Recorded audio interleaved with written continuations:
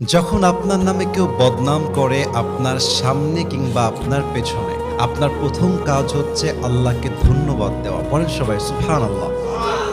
কি সুন্দর কথা আল্লাহ তাআলা বলছেন, খুব খেয়াল করবেন। আল্লাহ বলছেন, সবর ধারণ করো তাদের কথার ব্যাপারে যারা তোমার ব্যাপারে বদনাম করে। এর কারণ আমি আল্লাহ জানি তারা যা বলছে সত্য নয়, বরং তুমি হচ্ছ আসল সত্যবাদী। তুমি সেই অন্যায়টা করো নাই।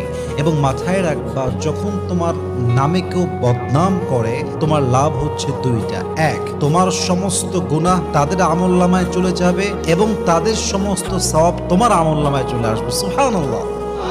তো যারা বদনাম করবে তাদের জন্য আপনি আফসোস করবেন যে ইস রে, আমার ভাইটা বুঝে না, আল্লাহ আমার ভাইকে তুমি হেদায়াত দান করো। কিন্তু মানুষের বদনামের জন্য, অন্যের চরিত্র নষ্ট হওয়ার জন্য নিজের চরিত্র নষ্ট করা, এটা বোকামি ছাড়া